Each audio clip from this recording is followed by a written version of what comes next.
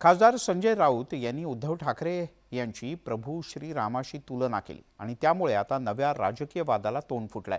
सत्ताधाऱ्यांनी ठाकरेंच्या पक्षावर टीकेची राळ उडवली। रामाचा जो संयम आहे तो उद्धव ठाकरेंचा संयम आहे।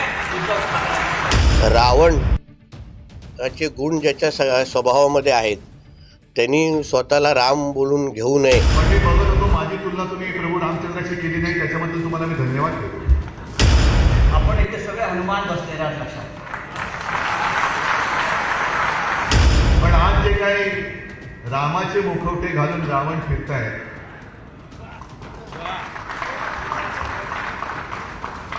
त्यांचे मुखवटे फाडायचे। रामाच्या अस्तित्वावर ज्यांनी प्रश्न केला त्यांना बोलण्याचा नैतिक अधिकार नाही। अयोध्येतील राम मंदिर उद्घाटनानंतर आता राजकीय महाभारत सुरू झालंय। शिवसेना उद्धव बाळासाहेब ठाकरे पक्षाच्या नाशिकमधील अधिवेशनात संजय राऊतांनी भाजपवर हल्लाबोल करतानाच उद्धव ठाकरेंची तुलना प्रभू रामाशी केली आहे। मी जेव्हा म्हणतो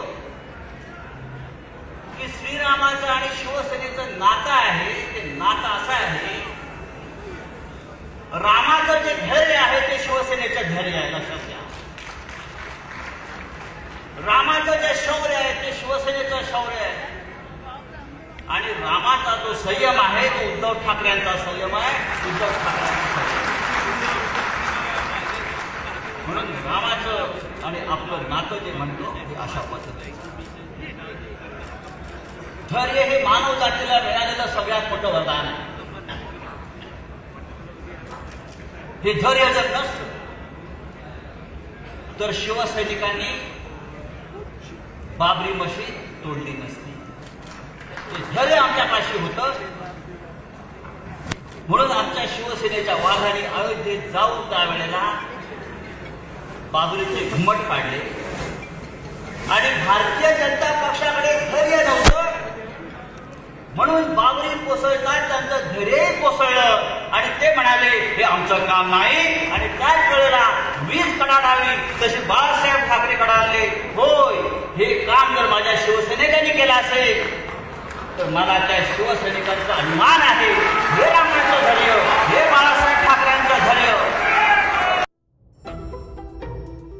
राऊतांनी उद्धव ठाकरेंची प्रभू रामाशी केलेली तुलना ज्यामुळे राजकीय वादाला तोंड फुटलंय।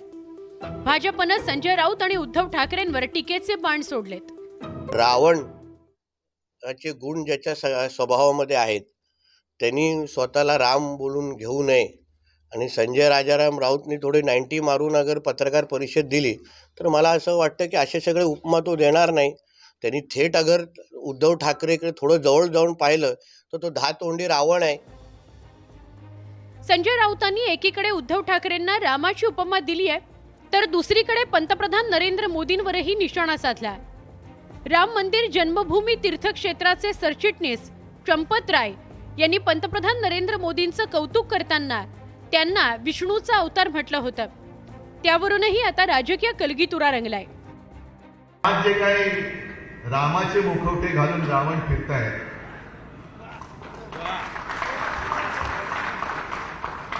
त्यांचे मुखवटे फाडायचे। त्यांचा अनुयायी श्रीरामचंद्राचा अनुयायी म्हणून बरोबर आहे, पण मी बघत होतो माझी तुलना तुम्ही प्रभू रामचंद्राशी केली नाही, त्याच्याबद्दल तुम्हाला मी धन्यवाद देतो।